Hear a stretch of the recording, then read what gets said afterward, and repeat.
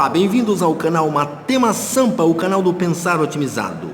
Temos aqui a questão 31 da prova para o cargo de auxiliar técnico de educação da Prefeitura Municipal de São Paulo, de provas anteriores, aí, a banca da Fundação Carlos Chagas. Embora este próximo concurso de ATS será da banca VUNESP, né?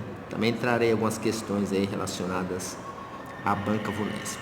Lembrando que nós temos aí uma playlist de questões da VUNESP que você pode também explorar no nosso canal. Essa é uma questão que requer um pouco de atenção, principalmente no que avisa o exercício. Então ela diz o seguinte: observe os exemplos de frações escritas em sua representação decimal. 2/5 igual a 0,4, 3/4 igual a 0,75, 12 terços igual a 4, 2 terços igual a 0,666, 5 sextos igual a 0,8333 e 13/90 igual a 0,14444.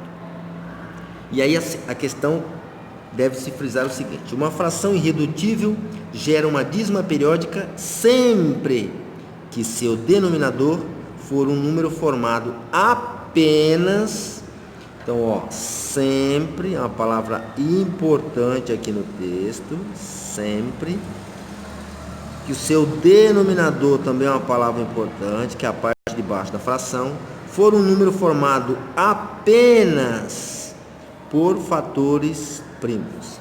Então, uma questão que exige que você saiba o que é um denominador, obviamente, que é a parte de baixo da fração, o que são números primos, que a gente pode aí relembrar, né, alguns, né, pelo menos 5 primeiros, 2, 3, 5, 7, 11, né, opa, deixa eu trazer um pouco para cá, 11, e assim por diante. Esses são os 5 primeiros.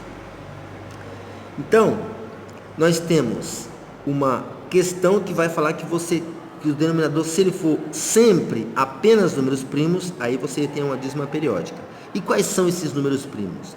Então, as alternativas diz: item A, iguais a 3, ou seja, esse denominador vai ter números primos iguais a 3. Apenas iguais a 3, iguais a 2 ou iguais a 3 e 2, apenas.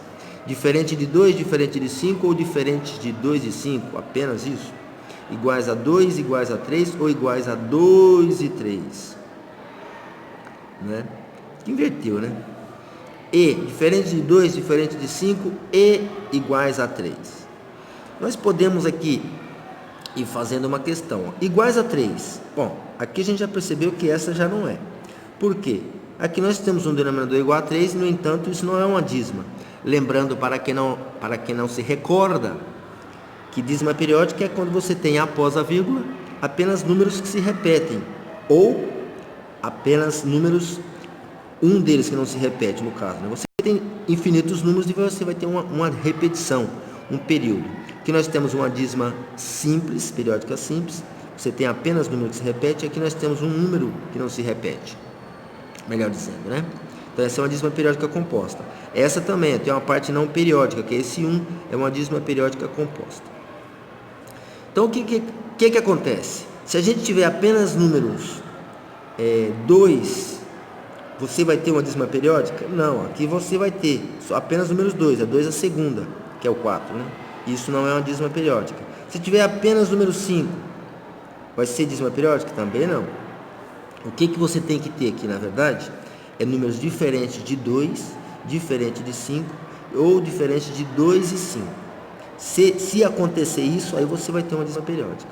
Então, se você não tiver no denominador número 2, se você não tiver número 5 ou números 2 e 5 apenas, você vai ter uma dízima periódica. Porque um denominador 2 você vai ter metade, né?